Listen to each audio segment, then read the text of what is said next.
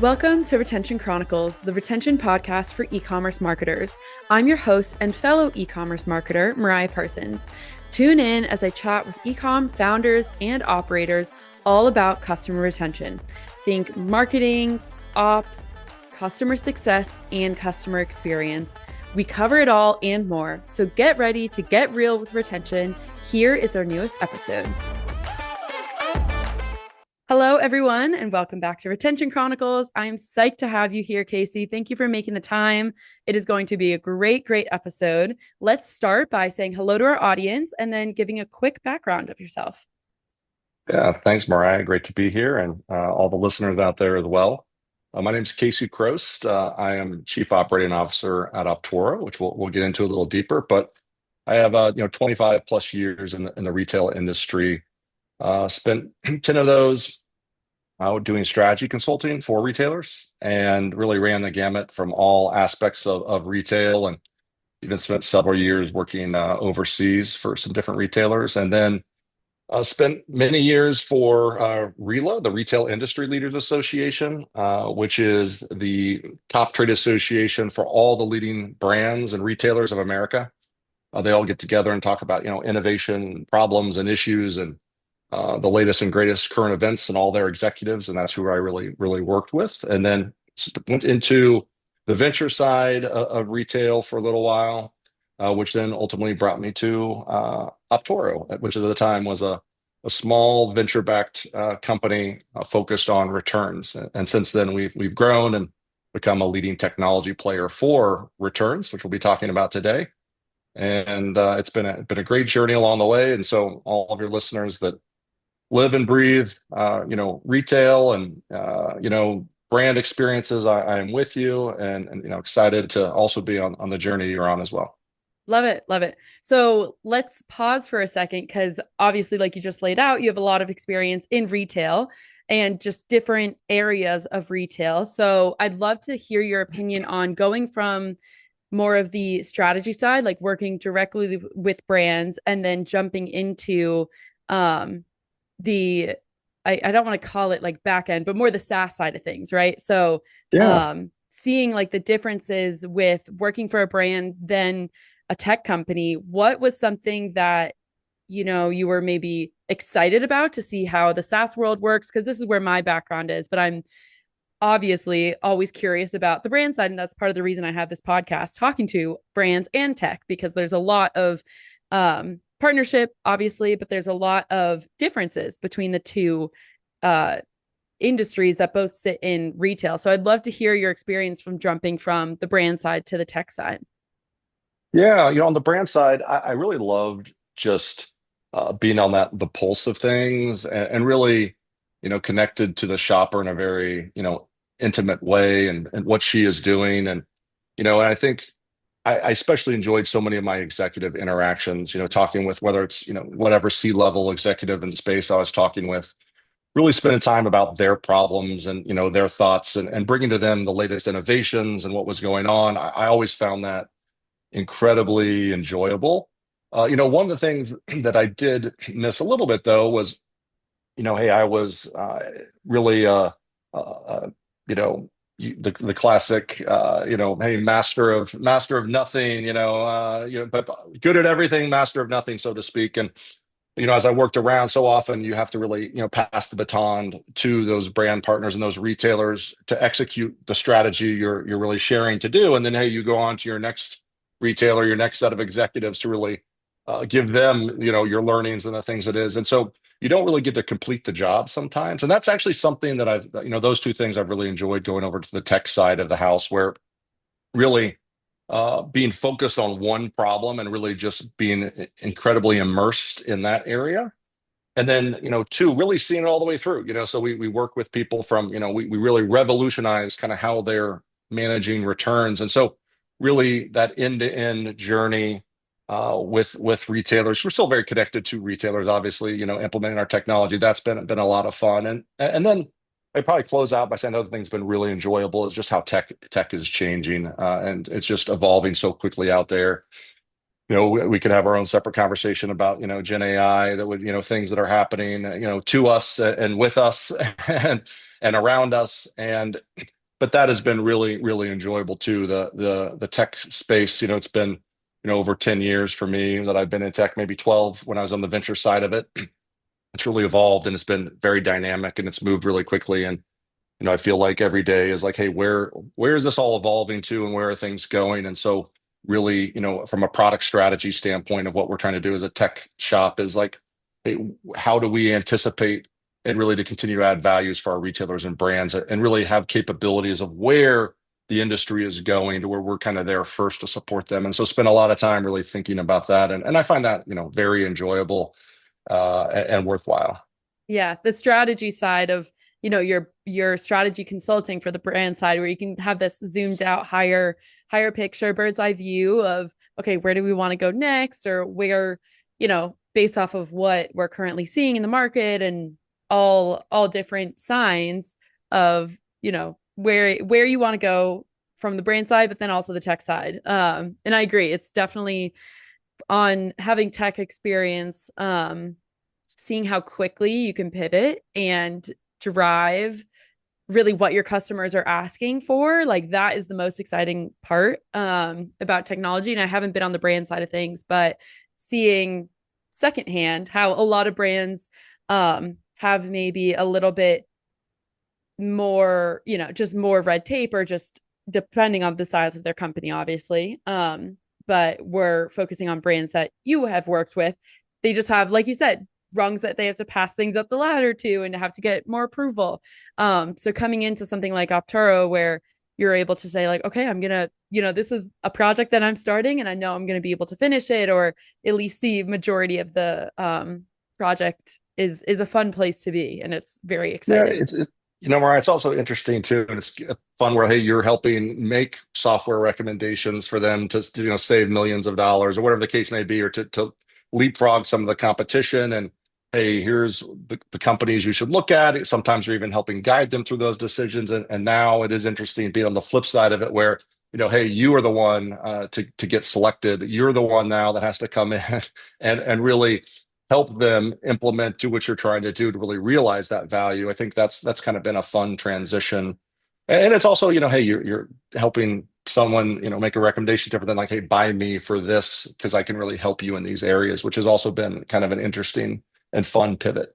Yeah, for sure. And it is very rewarding to be able to have that working relationship where you have a customer, a brand, onboard tech, and then you can, try your hardest to make sure that they have a great experience, and maybe be able to help their team in ways that, like customer service is a huge concern for us, as I imagine for you as well. If there's just so many tickets, that customer support teams get around shipping and around returns, and it is just a whole whirlwind. So it's like, if you as a tech company can alleviate some of those concerns, or alleviate a team who is just like swamped, from different inbound inquiries, it really is a rewarding thing to just hear, sometimes, every now and then, just get like a comment from a customer of like, this is really helping our team.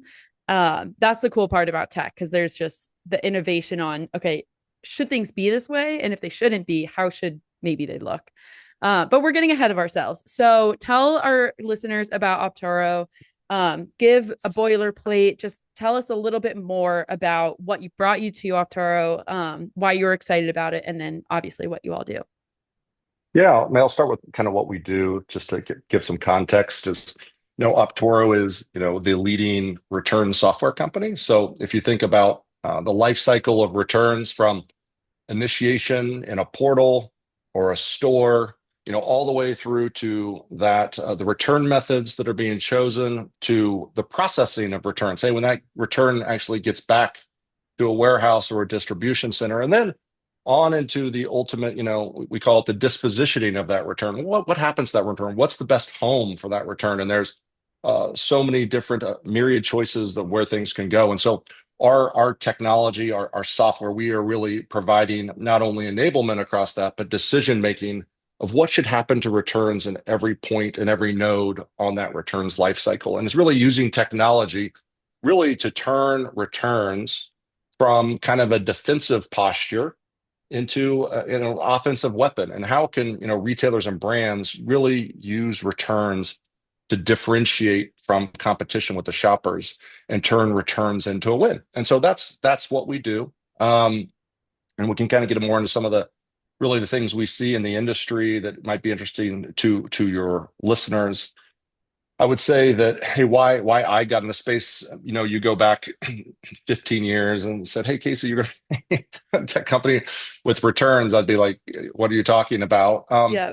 But what really kind of drew me to it was probably about 10 years ago, a little under that, where I talked to talking about my background. I'd spent so much time talking to leading executives in retailers and brands across the entire industry, and you name the major retailer, I had talked and spent time with their executive, listening to them, but also coaching them and guiding them. And in all those different conversations that I had over all those years, not once had I ever had a single conversation about returns.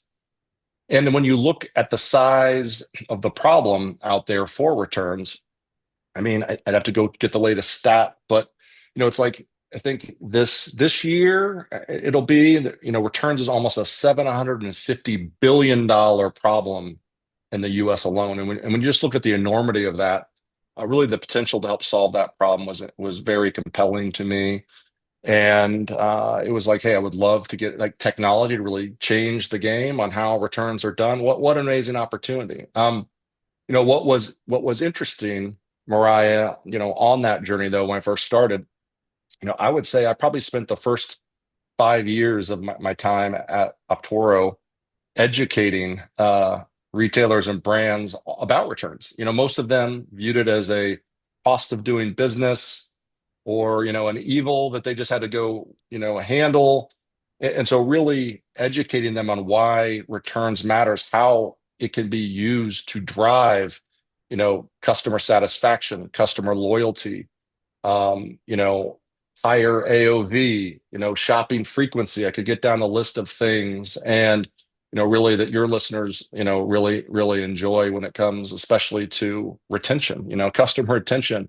uh, those were all my conversations when I first started. And what's been fun is over the last 5 years, my conversation entirely, shifted. Now retailers and brands are coming to us saying, "Hey, I want to improve returns. I want to uh, change my strategy on how I approach it. I need a technology provider, just like I have technology in other parts of my business to run, uh, manage retail. I now need technology to help me with returns." And it's really been fun to see that transition and that, maturity of that approach and that view take place, over the last, several years. Yeah, I'm so glad you bring that up because I think it is a great, great, great call out that returns and just how returns have been viewed is changing. And I think that's where a lot of the innovation in tech is coming into play, right? Where the first couple of years, you have to make sure that people know what you're talking about when you're like, okay, this is a tech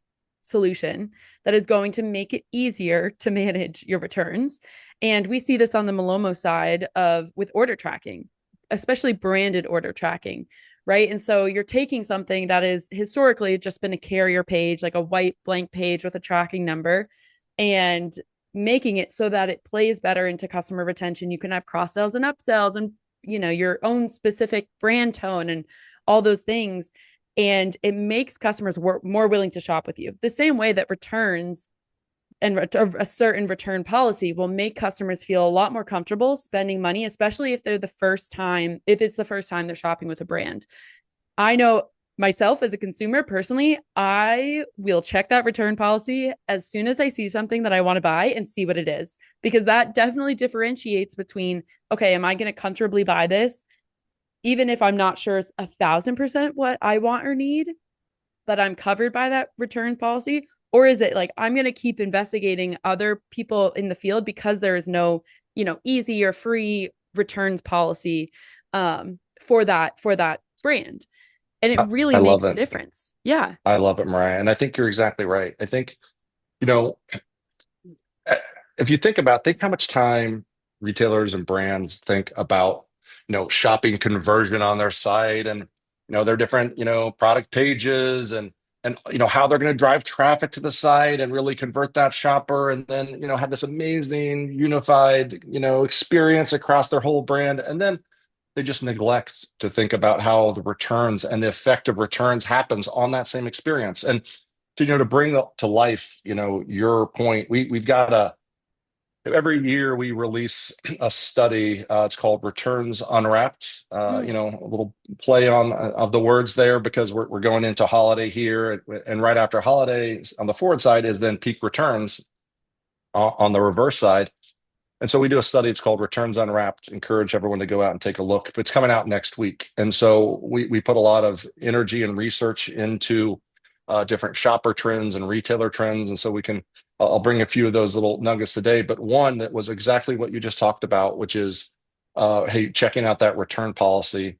Our latest stat is 84% of shoppers admit they've decided to buy from one retailer over another purely because it had a better return policy. I mean, that's a huge, huge number. If you think about that in the context of how much time you're spending on the front end of things, and then the same concept of the back end of returns and the power it can do. Again, to bring it to life, a more negative, stark reality for some people, 80% said they've stopped shopping at a retailer because they changed their return policy. And that stat, actually, we track it every year. It's up a third over 2023. So more shoppers now are really, from their expectations, their shopping behavior, are looking more at return policies and that returns experience to really affect what they're doing on the front end and where they're actually shopping and buying. yeah, yeah, those are great stats. Thank you for sharing. And we'll link because by the time this episode is live, we'll link that in the show notes, the report, so Great. listeners can get it quickly. But I think this will transition nicely into, you alluded at, some of the things that you see in the industry. People always love to just hear industry talk. It's one of the most asked questions I get, just being in this seat of what are you hearing people talking about? And obviously, we're recording this, if listeners can't tell, right before Black Friday, Cyber Monday. Um, and so I think it would be so interesting to hear your perspective, knowing that that peak return season is on the horizon.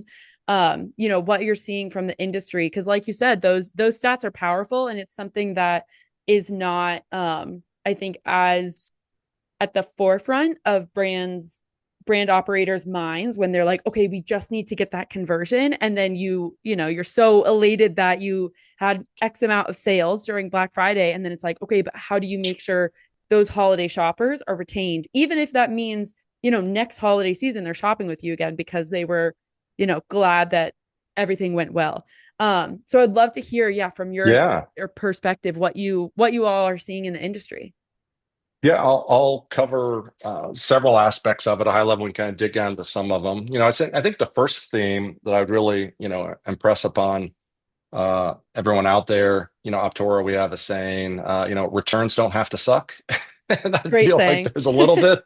Uh, and it's at first, it's a mindset. If you really feel it like it's a cost of doing business, I would say the first trend that we work with our retailers on really confronts a little bit of that myth. And I think there's a falsehood that uh, high returners are like bad shoppers. And I think what they're neglecting to realize is that your highest returners are often your best shoppers. Of course, and it makes so much sense. You're buying more from a retailer, they're going to return more. And so you really have to look at their total value, that, hey, whether it's CLTV or even just, hey, what their shopping and purchasing behavior. It's not just hey, what's their return rate and what's my overall return rate? And really it gets into getting away from like a one size fits all is really kind of a key trend for returns of where we're going. But if you think about it, if you can create, going even back linkage to the front side, if you can create a great returns experience, if you can make it easy to return, fast to return, you can prevent a lot of key problems that are emerging problems right now. One, and this is on the positive side, you want shoppers and your customer base to take more risks, right? Mm. And so if they know that it can be fast to return, easy to return, it's not some big, huge hassle, which so often it is, right? They'll take more risks with you. They'll try, like, you know what? that I don't know if I should buy it or not. Maybe it's not quite my style. You know what? But if they know it's going to be a huge, long, painful returns process, that weighs into their thinking. But if they're like, you know what? If I don't like it, I'll just send it back. Super easy, super problem. They're more willing to try it and try something new. And retailers who really get this are leaning into that, some of those truths and stripping out some of the myths at the highest level. So I'd say that's like one of the biggest trends and just kind of insights overall of where things are going is this pivot in terms of a mindset around returns. That's the first one. The second one does start to get into shopper behavior and expectations for sure. We are seeing wardrobing and bracketing on the rise. Maybe for some of your listeners who don't know those terms, wardrobing is where they buy something, they wear it, and then they return it. In hard goods, it could be somebody buys something for a weekend project and uses a drill or whatever, and then returns it. But it is really they buy it for the intention to use it and return it and not keep it, and that's this wardrobing concept. And the other concept that is on the rise of an industry term is called bracketing. And bracketing is where you buy multiple uh, sizes or items of the same SKU, same item, knowing that you're only going to keep one of them. Like, you know what? Am I a size 10 or am I a 9 or an 11? You know what? I'll buy all three and then I'm covered and I'll return the two I don't want. Or like, I don't know if I like these three colors. I'm going to buy all three and see which one I want and then I'll return it. That's the concept of bracketing. And that trend is also on the rise. A lot of customers and shoppers are doing that today. And so, really, those are problems, and we are through our technology really working to really address some of those things. Where it really gets into of a trend is it's taking some of the 360-degree views of customers on the front end of shopping you're trying to do through CRMs or whatever the case is, with really trying to have this view of your shopper, and really it's connecting all your returns data and visibility to that, and it starts to matter. And what we see and where it's going is really a concept of personalization, where instead of one size fits all, hey, if a retailer, a consumer, a shopper, maybe they have a pattern of bracketing, a pattern of um, this wardrobing where they're returning things that have been worn and used, they have a higher cost to retailers. And so sometimes you can start to implement like, hey, what I'll do is, I will charge them for a return. And somebody who is a loyal customer who has great loyalty, maybe everything is free. And I'll give them, home pickups as an example for free, and someone will come pick up your home package. And so there's this concept of fraud and abuse and a healthy shopper that really is a second theme. I would say a third theme, really, in this expectation bucket, gets into what I was just starting to return to, and that is, hey, return methods today and how people are viewing it. Everybody wants to be able to go online and seamlessly make a return. They want to be able to make an exchange. I say what's cutting edge that we're focused on and we do is also to buy something else immediately. It's all too often that the old school method, Mariah, is you have to wait till that product got back to that warehouse and received and checked, and now we'll give you your refund, or we'll, hey, send out your exchange item. And we think that is penalizing shoppers for especially those that warranted. And so we're using data to really reward your good customers and shoppers, to give them an instant exchange. I will send out your new item now before you even return it home. I will actually refund you your money to go buy something else entirely now instead of waiting until that product comes back, because you have the data on that consumer to really be able to get into there. So just think of the power of that again. And it's this theme of like, hey, how do you take the returns in the back end and really drive forward sales and forward activities? And then on that shopper experience side, okay, now that I'm going to have to return that, how do I make it easy? And we call it frictionless and easy. Hey, sometimes you want to insert some friction for unhealthy shoppers and abusive shoppers, but then it is good to have it be, you want to be frictionless for your best customers. And so there's a concept of really boxless and labelless returns where you're taking a QR code. Hey, we are now delivering the Amazon experience for everyone. If you haven't done it, definitely do. But hey, you get a QR code, you take it into a third-party drop-off location, and you just hand them the item, and you get your refund. How clean is that? You don't have to package it up, tape it, box it. Hey, where's a box? Where's my tape? Where's my supplies? Oh, my printer and out of ink. I don't have paper. I can't do a label. Oh man, so many. It is one of the biggest frustrations of shoppers is for returns actually is printing a label and finding packaging. And so really getting to this boxless, labelless experience is where it's all at and where it's going and what you need to be offering your shoppers. And we're also doing it for those people who have stores, the same concept. Why should you go back? How frustrating is it when you're waiting in line to buy something and someone is taking forever in front of you to make a return? Or even worse, you are that returner that's waiting in line. Here you're already a disappointed, shopper and customer. You're unhappy with whatever happened. And now I have to wait in this line to make this return. I get up to the cash wrap and I have to spend all this time for them to find my order and refund my order and this and that. And it's just like, it's costing me time and it is frustrating and it's a terrible experience. And we've actually extended some of that same concept to we've released new products that extend to the stores where you can go in and a QR code and boom, hand off your item, you go, and off you go on your way. It was already a bad experience. Let's not make it a worse experience by making the returns process and that more painful. And so really those are some of the key things we're thinking about on the front end. And I'll pause there because then there's a whole bunch of trends, interestingly enough, on the back end too.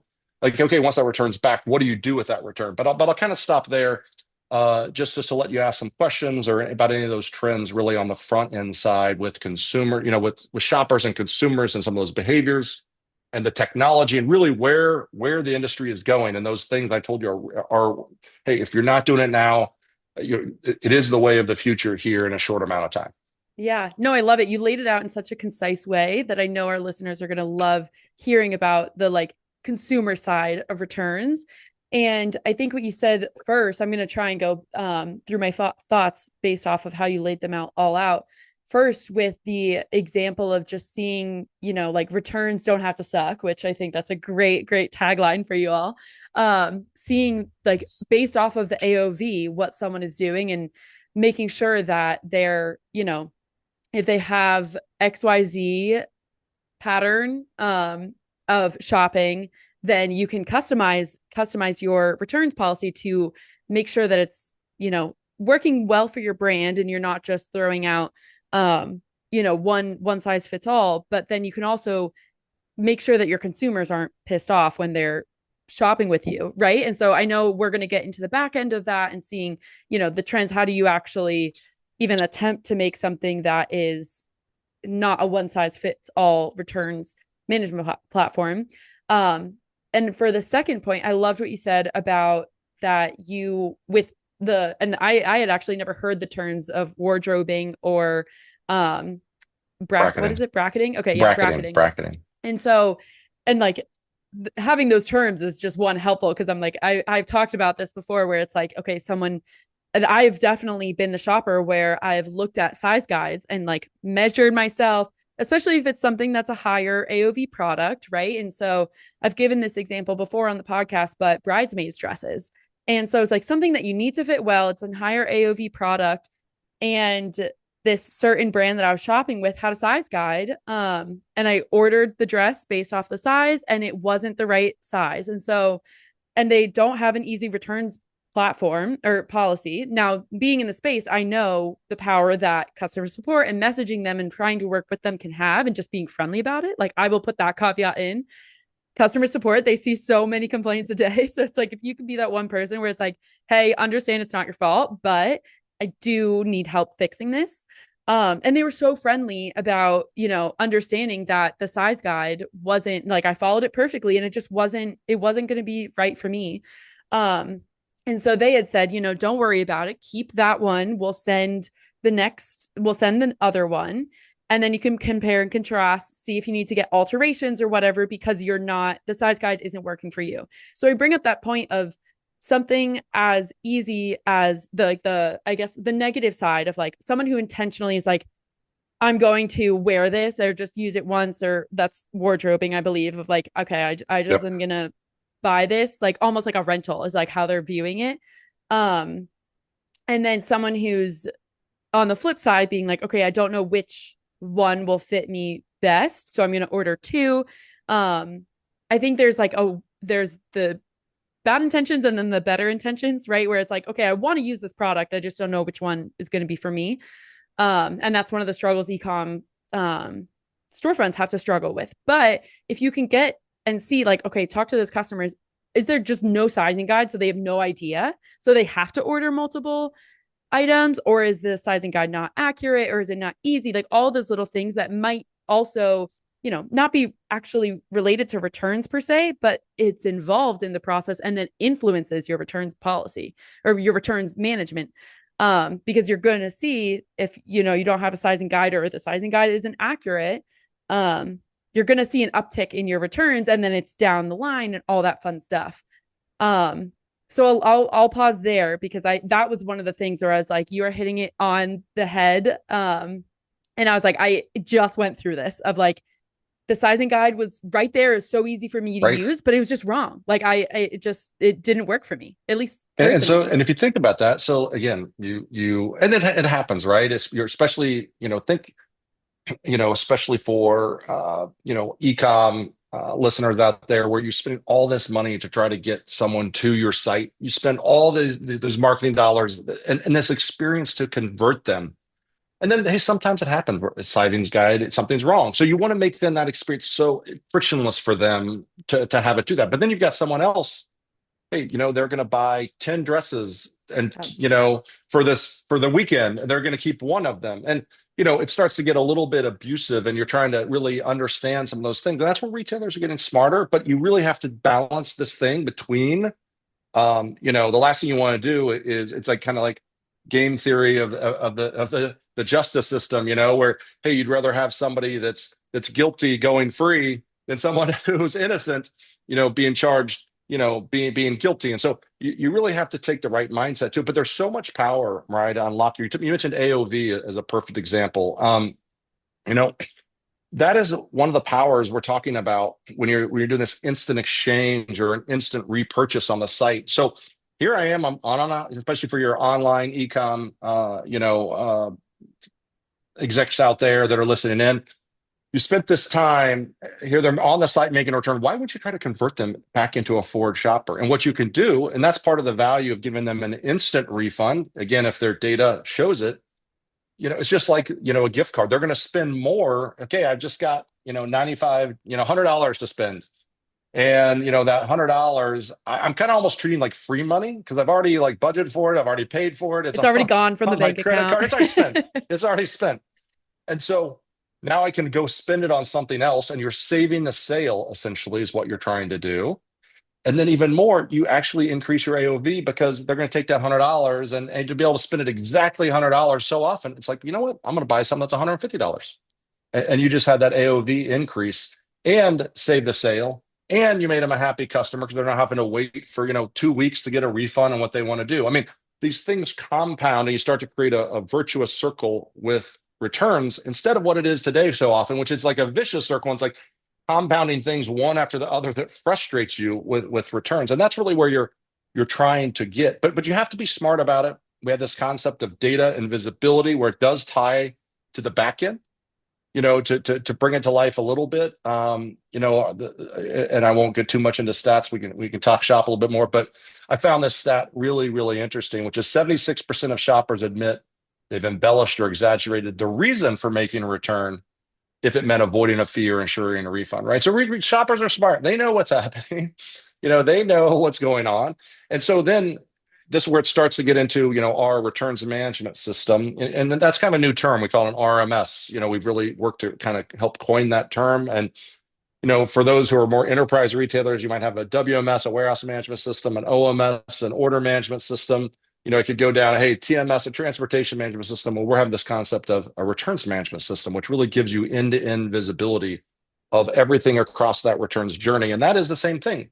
Just because a shopper said a reason they're returning it, when that item gets back, then you have visibility into what's the real reason they returned it. Was it not new? Was it wrong? And then you start taking all this data, Mariah, in your case, around return reason codes where you can start to really see like, hey, I've got a higher reason, say too big, too small. And you can really use that data to start to trigger your merchandising teams to go start and your marketing and product marketing teams to get out there and start to take a look at items, really to see like, hey, something's wrong here.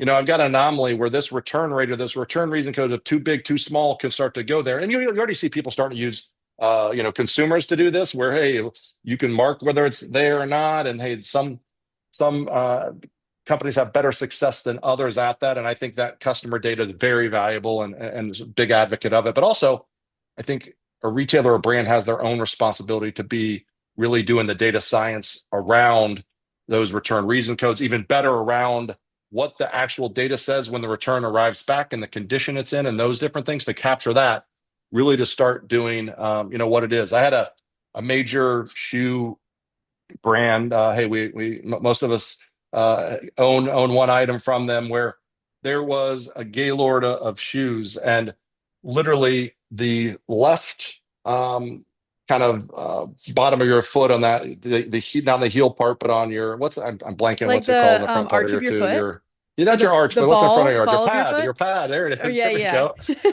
go. Where's the people who know all the parts around their feet? But I get so tongue tied. literally, Like it happens at least once an episode where I'm like, what is that word? I want. but Yeah. my trick is I remember the first letter so often I can't remember the word of it. But literally, the bottom of that shoe, Mariah, it was an entire Gaylord, and those who know a Gaylord, it's a huge like cardboard box on a pallet. Every single shoe of that item, the left front of the sole on that pad had come unglued. I mean, one after another. I mean, Oh that's a God. manufacturing defect and a manufacturing. How is that data going back upstream to where like you don't have a customer? It's like, you know what, my shoe just started falling apart on me, and it's not good. And so there's so much power in this data that we're really talking to, where you can drive, hey, how you're doing on the forward side, but also kind of gets to the back end as well. Yeah, and it's so fascinating. And I know like I'll add more color as well for brands that are listening. For my example with the sizing guide, like my measurements just weren't even in that sizing guide. So it's like those things where like ranges it's great, but when you skip a couple of numbers, it's like what's a customer to do? Then if that's going to be your sizing guide, you have to then say like this typically runs large or small. You need like make this best guesstimate because it ran larger. So it was like how am I supposed to know that, right? And so I give that color because you're totally right, and the data that you can use and where it all feeds into each other, and brands who are really smart about it or really pay attention to, okay, we're seeing this brand and having their different teams talk, it will go the extra mile. And it's fascinating to hear you kind of differentiate between healthy versus unhealthy shoppers. And I would love to think through and pick your brain about how brands can even start to do that. Like say someone is brand new to having, any member of their team really pay attention into optimizing returns. Where the hell do they even start? Because there's so many different points that you can be like, okay, we have these items that are sitting and need to be put back into our inventory because they're returns. Or we can start with, these couple of customer reviews are coming in for this one product and they're all returns. Like, what does that mean? So how do you kind of parse apart what is Yeah. healthy versus unhealthy, and where you can start to like Well, delineate? a couple trends I'd love to cover for your audience first. I think and then I'll come back and I'll definitely loop back and answer a question because you started to hit it a little bit, which we didn't get to.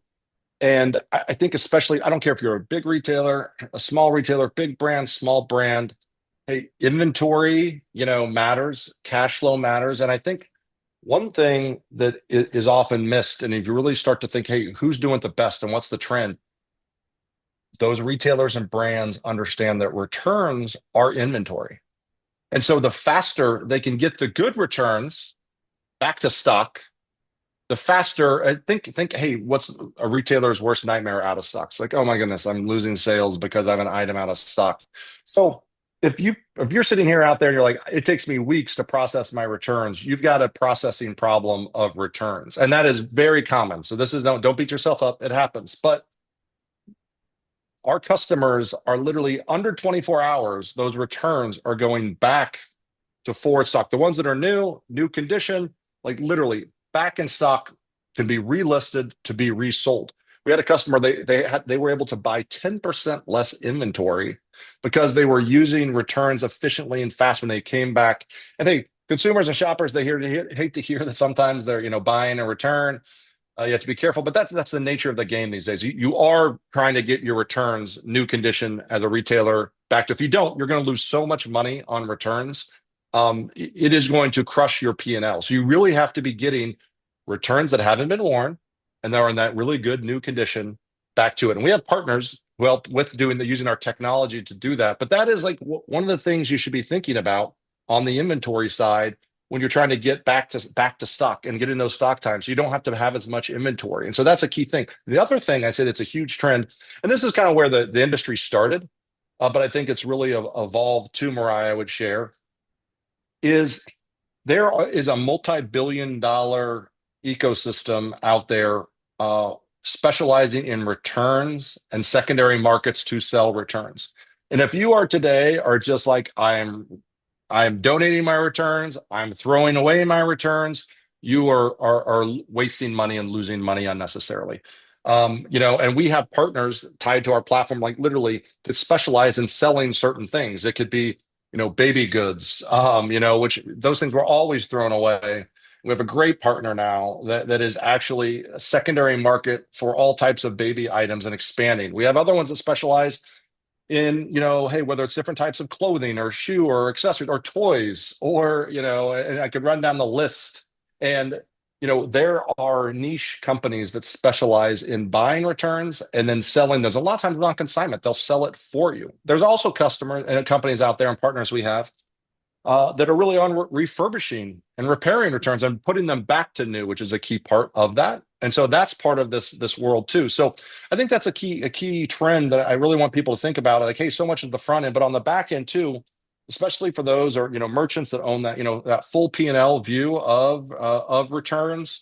Or hey, you're a merchant, you hate being out of stock in certain items. You should really be thinking about returns more strategically and what it can do for you. And all of our customers are really going this direction and have gone in this direction. And I think it continues to evolve those different options that are out there. So I'd be remiss if I didn't get some of those, insights and trends on the table to think about, because when you are, back to your question, Mariah, starting to think about, hey, where should I begin? That's something you should be thinking as a potential starting point as well, depending on what your pain point is and what your problem is around returns and what you're trying to address, because there is, so much money that is lost in this entire returns life cycle for retailers, and that can be not only recouped, as you heard, like you can make more money on it. And so I think that is part of like, hey, you should ask yourself some of these key questions that will kind of help you, guide you. And that's what we do when we come in, is like, hey, let's talk about returns and where some of these pain points in, and we can guide you. And so anyway, I'm glad to cover a few of those things, but I wanted to pause and just hit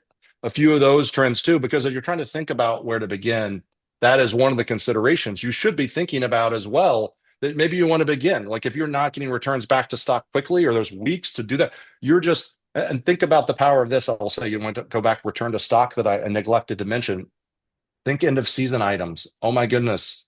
Like Yep. if I can get this, it's August. If I can get this back to stock really quickly, I can resell it. But if it takes weeks and it's coming back in September, you miss the selling cycle for that. And now the value of that return has just plummeted from where it used to be. And so speed matters with returns, both for the shopper and the consumer, helping get it back.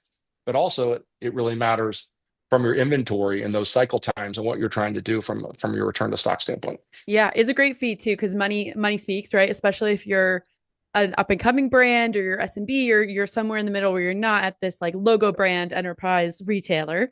So it's like money is going to move mountains because it has to, right? And so, even when you're thinking about returns that are sitting in inventory, that's still like you're paying holding fees on that, like let alone on missing out on the sale. There's all the back end fees that are associated with, inventory is inventory, and it's going to sit there, or if And you don't drives do something retention. with it. Yes, yeah, exactly. And I think too, a nice call out that I've thought about both from as a consumer and then also being in the space, and then we'll dive into the healthy and unhealthy consumers, is thinking about the sustainability piece. Like if that is something that is crucial to your mission and your shoppers care about that, like I know I try and order as least as I possibly can from anywhere, because I don't want to inconvenience and have like all this extra carbon emission and packaging and all these other things that I know is part of my footprint. And so it's like if you can optimize your returns to also have minimal waste of like just product being thrown out, or it's better if it's donated, but just product being thrown out or like sitting in trash and landfills and whatnot. That can also be something that is very impactful to a sale, to the customer relationship, and to the brand. If you put in the effort on the forefront of thinking through, okay, what happens to those returns once we get them? Because it will happen, right? Like I there's love no that. Thank you there's so no much for one who mentioning doesn't see that. returns. Mm-hmm. Sustainability is a huge driver. We work with all, these retailer brands, their CSR teams around this problem and what it is. And actually, believe it or not, and you'll love this as a tech company, where granted, hey, we may not be solving cancer, but we really do. Part of our mission is sustainability. It's keeping returns out of landfills. And that's what I'm talking about, the secondary markets where, if you go back 10, 15 years, you'd be shocked the number of retailers, even big, huge brands used to throw away returns, which is just a travesty.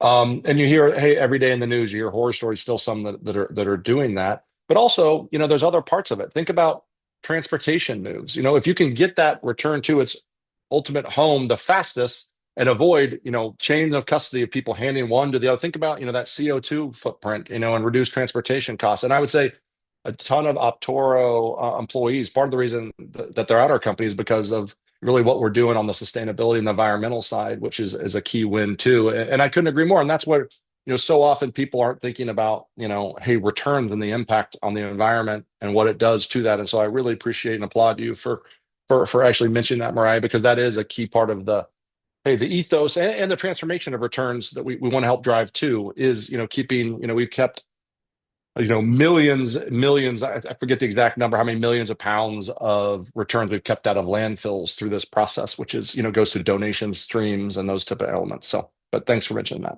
Yeah, yeah, of course. So we have a couple more minutes. I do want to hit on, even if it's just quickly, healthy versus unhealthy customers. How would a brand even start to try and pick apart their data and assessing their customers there? Yeah, yeah. One of your questions like, hey, where to start? I would start with some of the experiential things. I think there's some easy, quick wins people can get, like an ability to do an instant exchange, be able to do this, boxless, labelless, hey, drop-off experience. I would say home pickups is on the right. We're really working with a ton of our customers on home pickups, just like you're having things delivered to your home, every day, all day long. Returns. You can now, someone will come to your home and pick up your returns in a very economical fashion. And so those are experiential things I'd encourage everybody to go get right away because technology can make that happen. And I don't care if you're on Shopify or if you're on, on a full end, you've got your own e-commerce platform that can be enabled and something to go do there. From there, it really does start to get into your question about healthy and unhealthy. And you hit where to start, and that is like the data. You really have to capture that data. And so you're taking order history with that shopper, and then you're combining it with return history, and you're overlaying return history so you can see return behavior. And then you're overlaying that in the ideal state where you're going to have this returns management system. You're overlaying actually the outcome. What was the condition of that return?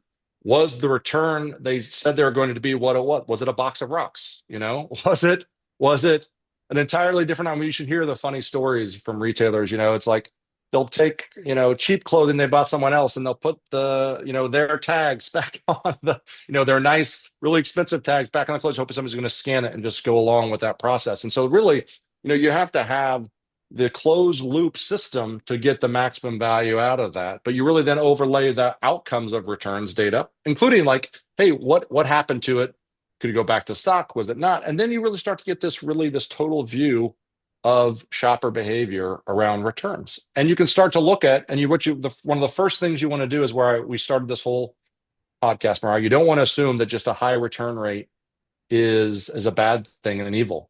You need to really look at that shopper and understand how much are they spending with you, and what is if they're returning more than everyone else but they're spending and buying much more than everyone else, that is a huge win. So you have to really look at this data holistically. It's not just avoidance. You really want to look at this holistically. Again, that's one of the key themes I'd have everybody leave from today on what they're trying to do that. And that's really where you can start to go. And if something's new or not new, when something comes back, you'll know, do they wear it or do they not wear it? I mean, that is instant sign of wardrobing. You could take that order data we're talking about bracketing just to bring it to life. That, 9, 10, 11 size shoe scenario, you can see they ordered all three. And then you can see they returned two of them and only kept one. So you have a bracketing problem. And then once you start to have visibility to that, then you can start to decide what you want to do. And retailers have different perspectives on that. It's not like everybody's gonna be like, no, I'm going to deny returns for everything. No, some people we have a process in where you can warn a shopper, like, hey, I just want to let you know, which is what you do. You don't want to deny someone right away unless there's really unhealthy, fraudulent type of behavior. But you do want to deny a return. You want to try to deny them to buy it in the first place. And you also want to deny them to return it if it is straight up fraud and abuse. And that happens. And the data can let you see that. It's a very small percent that you'd ever actually deny someone. But a warn, that's why I was saying it's okay for somebody who's an unhealthy returner to add a little friction where you can start to say, like, you know what, hey, I'm watching you, or hey, you don't want to freak them out with how you're doing it, but they know you're ordering from them. It's a common expectation that you're collecting that order history on them. Hey, they see that, especially with cookies, that hey, you're around and they're an engaged customer. And so, literally that's where you can start to do some, unique warn things pop up on your website. You can send an email. There's different things where you can really start to uncover some of those things. And then again, it's their option how much, it's not one size fits all. You can start to personalize some of this stuff. And where people are already going, Mariah, is personalizing loyalty, Mm-hmm. right? Hey, Yeah. loyal shoppers, I'm going to give them, maybe free returns, or, have a customer, hey, free home pickup. Come on back. I will send someone to your house to pick it up for free. And you're rewarding that loyalty. And by the way, Accenture just had an interesting study that you'll love this, which is half of consumers expect specialized treatment from a Mm. brand for them being a good customer. It's like, hey, I inspire a lot with you. I spend a lot. I expect you to treat me really well, and that extends into the returns, journey. And so you really do need to be thinking about that. But once you have the data, then you can start to think about and craft policies and actions and different things. And hey, different brands, they're going to want to have it be their voice and their approach to things, and that's important to realize too. Approach that a major, mass merchant retailer might take for return isn't something that a high-end luxury retailer might take on something. You got to really, personalize it also to yourself and to what your brand represents and your kind of brand ethos of where you're trying to go. Yeah, yeah, those are all great points. And I know there's so much in there that I want to dive into, but I'm going to wrap us up. You're a wealth of knowledge, Casey. Thank you for coming on today and sharing it all with us. I know our listeners are going to be scribbling down notes as fast as they can. So thank you for making the time. I really appreciate it. Thanks, Mariah. Great to be here today. And hey, good luck to everybody on their retail journey. Yes, it's a fun roller coaster.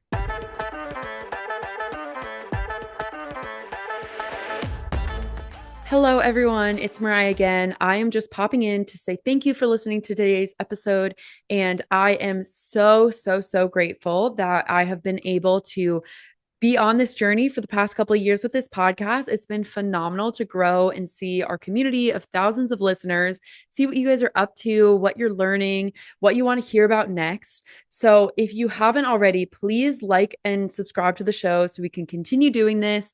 Leave us a review. Let us know your thoughts. Follow us on our new social media channels and check out our newly launched website.